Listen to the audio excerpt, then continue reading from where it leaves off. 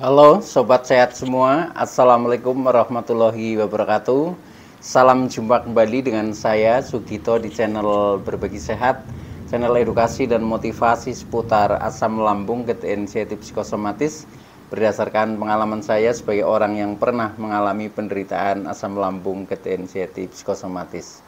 Harapan saya khususnya kepada teman-teman yang masih dalam penderitaan asam lambung, gejala inisiatif psikosomatis, setelah menonton video ini akan dapat tersugesti dan termotivasi untuk dapat cepat sembuh. Saya bisa sembuh, insya Allah teman-teman pasti juga bisa sembuh, badai pasti berlalu. Baiklah teman-teman, pada kesempatan kali ini saya akan berbagi seputar asam lambung, gejala inisiatif psikosomatis dengan topik badan terasa lemes, keliengan, dan sempoyongan. Baiklah teman-teman ya, sebelum saya lanjutkan, tolong yang belum subscribe channel ini, klik subscribe dan loncengnya, supaya teman-teman tidak ketinggalan konten video-video berikutnya. Dan jika suka, klik like, selalu bagikan ke sosial media teman-teman. Semoga bermanfaat buat kita semua.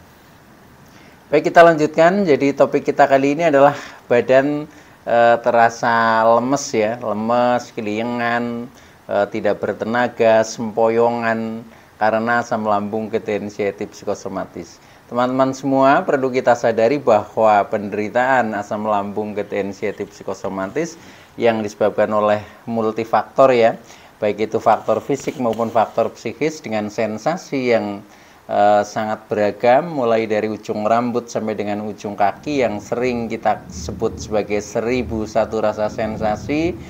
Memang sungguh luar biasa ya, sungguh dahsyat dan perlu kita tangani dengan bijak agar penderitaan asam lambung, gejala inisiatif psikosomatis dapat cepat membaik atau dapat cepat sembuh total. Nah, khusus pada session kali ini saya berbagi dengan topik ini ya, karena selama saya mengalami penderitaan asam lambung, gejala inisiatif psikosomatis ini cukup mengganggu ya, cukup mengganggu dan berlangsung lama ya, berlangsung lama, yaitu rasa-rasa seperti badan merasakan lemes ya, tidak bertenaga, kemudian kepala seringnya keliengan, kemudian kadang untuk berjalan sempoyongan. Nah, itu sensasi-sensasi harian yang waktu itu menurut saya cukup mengganggu. Nah, oleh karena itu dari pengalaman itu ya saya sharingkan kepada teman-teman, mudah-mudahan bisa membantu ya, membantu buat teman-teman yang masih merasakan sensasi-sensasi seperti ini. Siapa tahu ini menjadi jalan keluar ya untuk terlepas dari penderitaan asam lambung, gejala inisiatif psikosomatis. Nah, maka dari itu ya, tolong ikuti video ini sampai dengan selesai supaya tidak gagal paham. Dan alangkah baiknya jika teman-teman juga menonton video-video saya yang lain ya, karena di setiap video ini saling berhubungan, saling melengkapi ya, memperkaya referensi kita tentang seputar asam lambung, gejala inisiatif psikosomatis, sehingga dengan pemahaman yang semakin paham maka kita akan mudah untuk terlepas dari jeratan gangguan asam lambung, gejala inisiatif psikosomatis. Baik teman-teman ya, jadi langsung saja ya untuk menyingkat durasi. Jadi intinya ketika kita masih merasakan sensasi-sensasi seperti badan lemes ya, tidak bertenaga, keliengan, sempoyongan ya, bahkan untuk jalan saja kadang rasanya oleng ya. Jangankan untuk jalan, untuk duduk saja ya, untuk duduk saja itu kadang juga seperti oleng, kita harus berpegangan dan seterusnya, itu seperti itu. Nah, itu ketika kita telaah lebih dalam ya, ternyata itu memang juga ada sebab dan juga pasti ada solusinya. Nah, untuk itu maka buat teman-teman jangan berkecil hati ya, apalagi berputus asa ketika kita menghadapi sensasi-sensasi semacam itu, yang apalagi mungkin sudah memakan durasi waktu cukup agak lama tetapi juga belum membaik ya. Tetapi kita harus tetap optimis ya, kita harus bangkit ya. Insya Allah semuanya itu akan baik-baik saja ya. Artinya badai pasti berlalu. Jadi kita optimis saja, karena memang semuanya itu hanya butuh proses ya. Tetapi ketika kita sudah memahami, kemudian kita mau dan mampu melakukan tip-tipnya atau metode-metodenya itu pasti ya. Jadi badai pasti berlalu, itu seperti itu. Tetapi ketika kita memang dari segi pemahaman, kemudian dari segi niat kita untuk bangkit juga masih agak males, nah itu yang kadang menjadikan durasi ini agak lama, itu seperti itu. Maka dari itu buat teman-teman yang masih merasakan sensasi seperti itu, nah ya kita harus istilahnya sadar diri lah ya, sadar diri, kemudian kita ada kemauan yang kuat untuk bangkit, pasti bisa ya, pasti bisa. Itu karena memang semuanya itu butuh proses, butuh latihan yang harus kita lakukan ya. Nah, ketika kita sudah rajin melakukan itu, nah maka hasil juga tidak akan mengingkari, pasti akan menjadi semakin membaik. Nah, baik teman-teman ya, ketika kita masih merasakan sensasi-sensasi seperti itu, nah itu saya ingin menyampaikan seputar sebab dan solusinya teman-teman ya. Nah, sebab dan solusinya adalah yang pertama ya, yaitu kadang kita masih kurang nutrisi ya, kurang nutrisi. Mengapa kurang nutrisi? Karena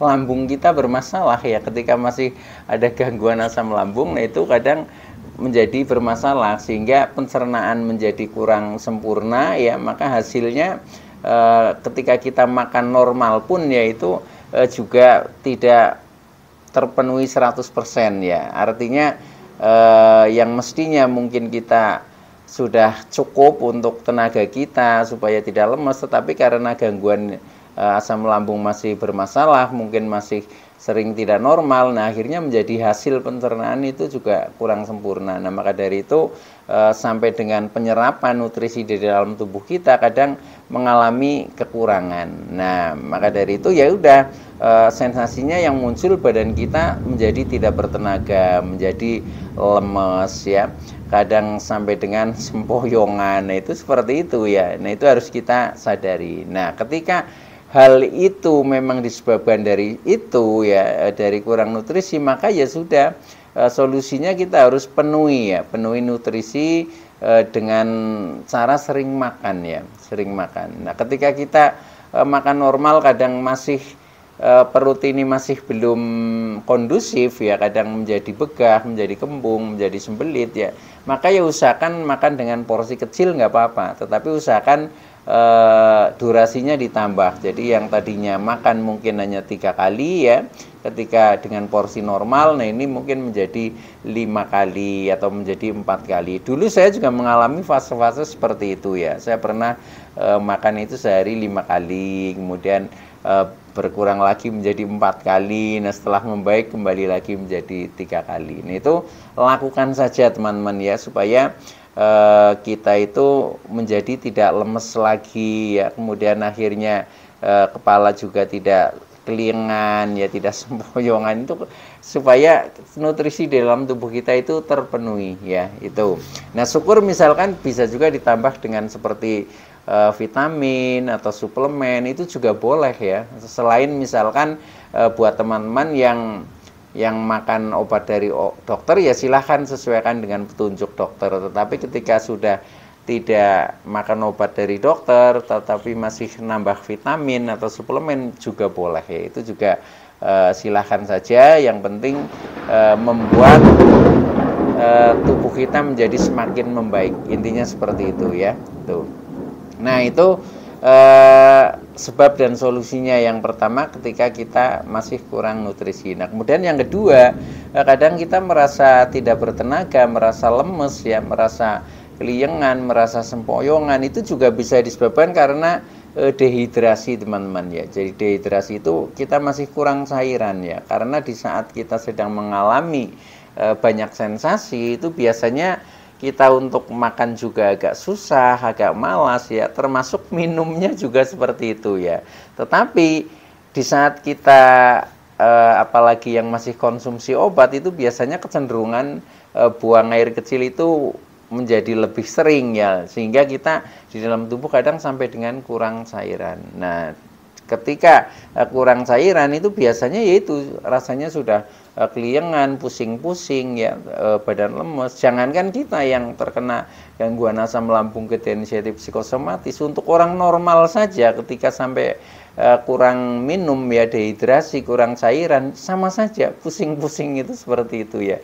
Karena saya juga pernah mengalami seperti itu ya itu. Nah, maka dari itu ya solusinya sering minum saja ya, sering minum saja. Syukur minum air hangat ya, air hangat, air putih maksudnya ya, air putih tapi yang hangat itu sangat sangat bagus ya. Jadi banyak manfaatnya buat khususnya penderita asam lambung inisiatif psikosomatis. Nah, itu sebab dan solusi yang kedua ya, ketika kita masih merasakan sensasi-sensasi seperti itu. Nah, kemudian sebab dan solusi yang ketiga, ketika kita masih merasakan sensasi seperti tadi ya, seperti lemes, keliengan, sempoyongan dan lain sebagainya seperti itu bisa juga memang karena kita masih ada kecemasan berlebih ya, atau anxiety disorder, dan ada rasa-rasa ketakutan itu. Nah, ketika seperti itu, yang namanya orang cemas ya, itu menguras energi teman-teman ya. Jadi ibaratnya tadi sudah makan ya, tetapi begitu cemas datang ya sudah, kita menjadi lemes lagi ya.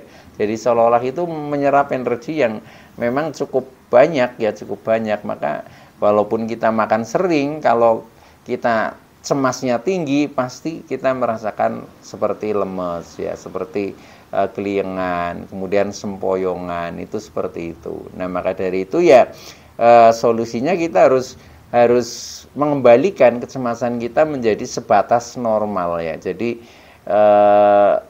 kalau orang biasa ya yang tidak mengalami penderitaan ini itu ya sama memiliki rasa cemas tetapi sebatas normal ya. Tetapi buat teman-teman yang masih memiliki gangguan anxiety disorder ya dan psikosomatis, itu kecemasannya berlebih. Nah, kecemasan berlebih itulah yang membuat kita menjadi rasanya lemes, menjadi rasanya ya sempoyongan, jalan oleng, kadang mata buram dan seterusnya, itu seperti itu ya. Nah, maka dari itu harus dinetralisir ya. Memang kita harus sadar bahwa penderitaan asam lambung inisiatif psikosomatis selain kita mengalami penderitaan istilahnya sensasi secara fisik ya, contohnya sakit-sakit di badan ya, itu juga kita mengalami gangguan mental ya. Gangguan mental dalam arti yaitu memiliki kecemasan berlebih, memiliki ketakutan, memiliki kekhawatiran, memiliki rasa was-was, memiliki rasa tidak percaya diri. Nah, itu yang selalu menghantui. Nah, di saat kita masih selalu dihantui oleh rasa-rasa seperti itu ya, nah itu ya pasti kita tubuhnya akan merasakan tidak nyaman. Contohnya akan masih selalu keliengan, masih selalu merasakan lemes ya, masih jalan saja oleng, sempoyongan, itu yang terjadi seperti itu. Sampai mata saja itu kadang berkunang-kunang, bergelombang, buram. Nah, itu yang pernah saya alami itu seperti itu teman-teman ya. Nah, maka dari itu kita juga harus bisa menetralisir rasa-rasa seperti kecemasan dan ketakutan ya itu. Nah, caranya bagaimana? Ya, untuk melawan ketakutan kita harus melatih keberanian, itu seperti itu. Jadi ini semua skill ya. Jadi karena skill itu memang butuh proses latihan. Maka dari itu mulailah kita belajar dari hal yang terkecil ya, dari yang terkecil kemudian kita lakukan saja. Contohnya kita melakukan kegiatan-kegiatan secara normal ya, walaupun hasilnya mungkin tidak maksimal. Nah, itu anggap saja sebagai latihannya ya. Walaupun di saat kita melakukan aktivitas normal ya, contohnya mungkin keluar rumah yang agak jauh ya, kita ke keramaian, kita melakukan pekerjaan apa yang kita lakukan sesuai dengan profesi kita, kadang di situ sensasi juga muncul, ya itu kita harus sadar saja, namanya saja sedang latihan, itu seperti itu ya. Dan memang ini harus istilahnya harus tahan banting ya. Jadi pokoknya persetan lah dengan sensasi. Pokoknya kita harus maju terus, harus kita lawan ya, tetapi juga kita terima ya, juga kita terima terhadap sensasi-sensasi yang muncul, bahkan kita sadari, kita syukuri, kita rasakan ya. Ketika kita sudah merasakan, itu sebenarnya nanti akan mudah untuk lenyap dengan sendirinya ya. Tetapi ketika kita juga hanya melawan, hanya menentang saja, itu kadang akan datang terus itu seperti itu. Jadi intinya memang dalam kita menghadapi seperti rasa cemas, rasa takut, itu memang semuanya itu harus kita terima dulu ya. Ketika kita terima, kemudian kita rasakan, kita sadari, kita syukuri ya. Nah setelah itu nanti baru kita mendapatkan hikmahnya, dan akhirnya itu akan terlepas dengan sendirinya. Itu seperti itu ya alurnya. Nah maka dari itu ya, ini memang harus dibarengi dengan kesabaran ya, kesadaran, keikhlasan. Nah ini penting di sini ya, tetapi untuk dipraktekkan ya. Jadi bukan hanya istilahnya sebatas dikatakan ya, kalau memang kita juga belum mempraktekkan ya. Nah itu juga kadang sulit ya. Makanya kadang kita itu ngomong mudah ya, tetapi untuk yang mengalami itu, yang melakukan, yang itu memang sulit luar biasa. Nah maka dari itu inilah ya tantangan buat kita ya, tetapi pasti bisa teman-teman ya. Pokoknya kita harus bertekad ya, harus bangkit ya, dengan menerapkan tip-tip atau metode-metode, cara-cara seperti di konten-konten saya yang lain. Itu sudah banyak tipnya, termasuk bagaimana cara mengatasi kecemasan, ketakutan dan sebagainya. Itu silahkan teman-teman tonton kembali ya video-video saya yang lain. Itu bisa melengkapi untuk memperkuat referensi ini. Insya Allah nanti teman-teman akan menjadi cepat membaik ya. Intinya pokoknya kita jangan malas lah. Kita selalu berusaha dan berusaha. Akhirnya nanti hasil tidak akan mengingkari. Badai pasti berlalu, itu yakin saja seperti itu. Karena saya sudah mengalami dan sudah mempraktekkan, dan hasilnya juga sudah bisa kita rasakan ya. Sampai dengan saat ini alhamdulillah saya selalu sehat ya, selalu sehat sehingga bisa sharing, berbagi kepada teman-teman. Mudah-mudahan teman-teman yang masih mengalami sensasi-sensasi ini yang tidak nyaman juga akan segera sembuh ya, akan segera sembuh. Yang istilahnya masih dalam kondisi mungkin drop juga menjadi lebih semangat. Pokoknya pasti bisa teman-teman ya. Jadi sebenarnya ya ketika secara fisik sudah membaik ya, itu tinggal kuncinya di pikiran kita, di mental kita. Kalau kita mulai dari mindset pikiran kita sudah ketemu ya, kita harus istilahnya berprinsip seperti ini, kemudian harus berperilaku seperti ini ya. Nah itu nanti akan mudah kesananya teman-teman ya. Maka memang penderitaan asam lambung gejala psikosomatis ini mengajak kita untuk berpikir, mengajak kita untuk belajar ya. Tetapi hikmahnya nanti kita menjadi semakin dewasa, semakin memiliki ketenangan ya, dan akhirnya menjadi semakin bahagia. Jadi yakin saja bahwa badai pasti berlalu gitu. Nah itu yang ketiga ya. Kemudian yang keempat, ketika kita masih merasakan sensasi-sensasi seperti lemes ya, keliengan, sempoyongan, itu kadang juga disebabkan dari banyak beban pikiran ya, banyak beban pikiran. Nah ini juga lebih luas lagi ya, karena setiap orang itu memiliki beban pikiran yang berbeda-beda ya. Tetapi intinya sebenarnya beban pikiran yang selama ini belum terilis ya, artinya belum terselesaikan ya, ibaratnya soal itu belum dijawab ya.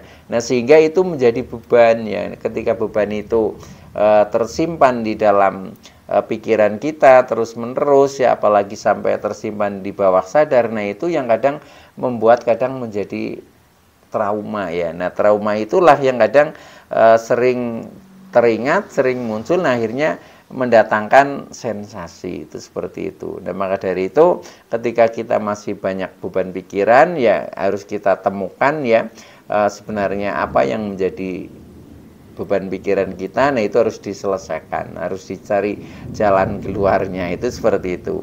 Nah contohnya ketika kita misalkan banyak pikiran, ya kita harus bisa menyederhanakan ya, menyederhanakan. Jadi sederhanakan pikiran lah ya. Jadi supaya bebannya itu menjadi ringan ya. Jadi itu seperti itu. Nah, cara menyederhanakan ya contohnya ketika bagaikan itu beban pekerjaan, nah mungkin kita bisa minta bantuan orang lain untuk ikut menyelesaikan. Nah, akhirnya kita kan menjadi bebannya menjadi ringan. Contohnya seperti itu. Tetapi ketika itu beban pikirannya menyangkut perasaan dan sebagainya, nah di sini mungkin kita butuh pencerahan ya, mungkin kita butuh curhat kepada orang lain untuk mengurangi beban-beban rasa yang selama ini kadang terpendam, itu seperti itu. Nah itu lakukan saja, nanti tahu-tahu kita sudah enakan, itu biasanya seperti itu ya itu. Nah selain itu juga pikiran butuh istirahat ya, ketika bebannya banyak, kemudian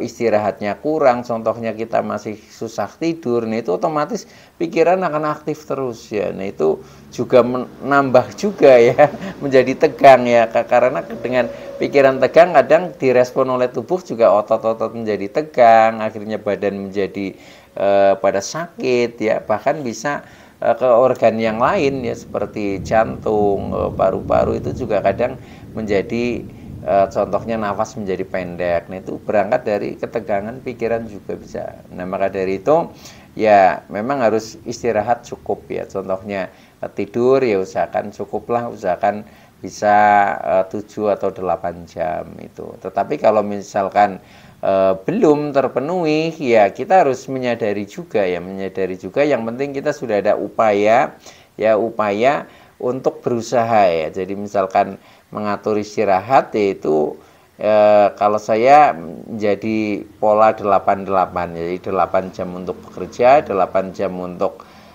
tidur atau istirahat ya, kemudian 8 jam lagi untuk ini relaksasi dan beribadah, itu seperti itu ya.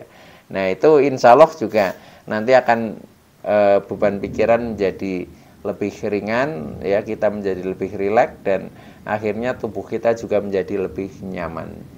Baik teman-teman ya, itu dulu yang bisa saya sampaikan. Mudah-mudahan teman-teman yang masih dalam penderitaan asam lambung, ketensiatif psikosomatis akan segera sembuh ya. Saya bisa sembuh, insya Allah teman-teman pasti juga bisa sembuh, badai pasti berlalu.